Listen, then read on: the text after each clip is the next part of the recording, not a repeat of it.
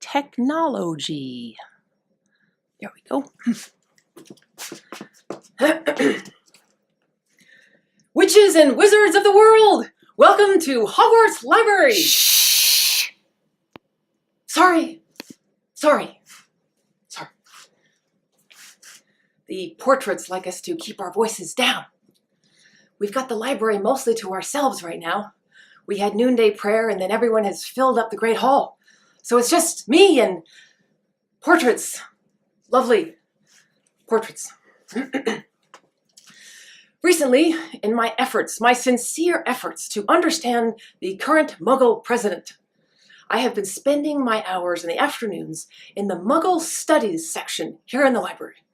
And today I made a particular discovery that I really want to share with you.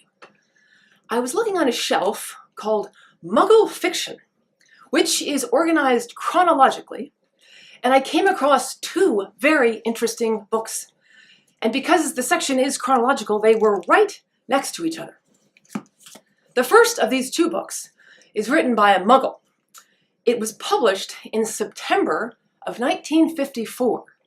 Perhaps those of you from the Muggle world will know this book. It's called Lord of the Flies. It's a really sad story, unfortunately. A group of British schoolboys are marooned on a desert island with no grown-ups at all.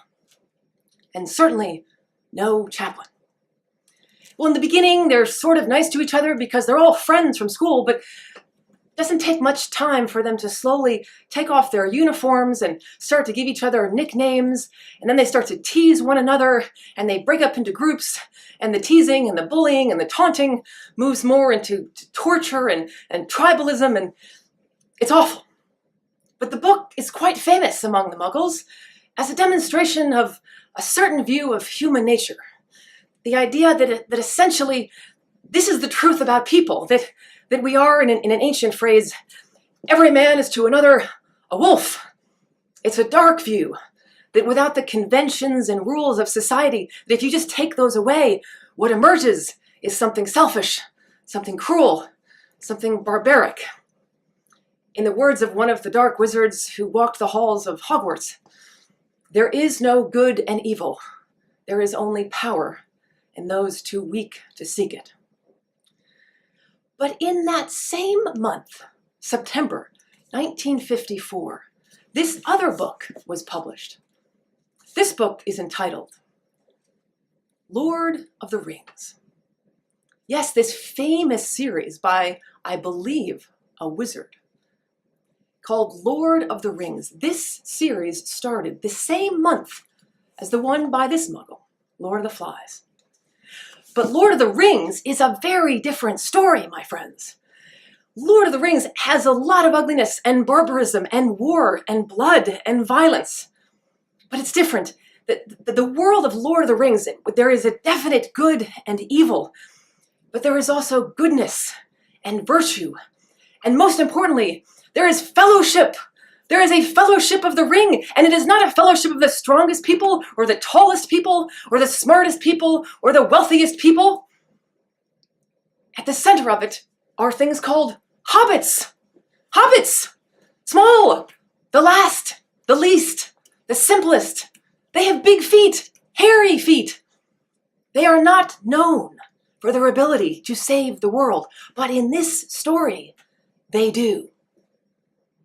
My friends, these two books next to each other represent two worldviews, two choices for all of us in the Resistance. What is your worldview? What kind of world are you trying to build?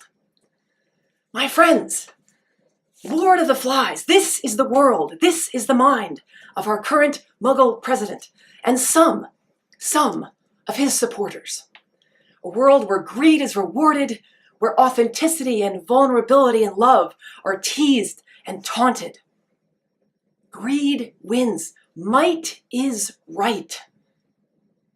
But in this other book, friendship, love, commitment, where the last shall be first, where hobbits can save the world. This is the other choice. This is the other world. What world do you want to build? Remember what Hermione Granger said to Harry on the great chessboard at Hogwarts.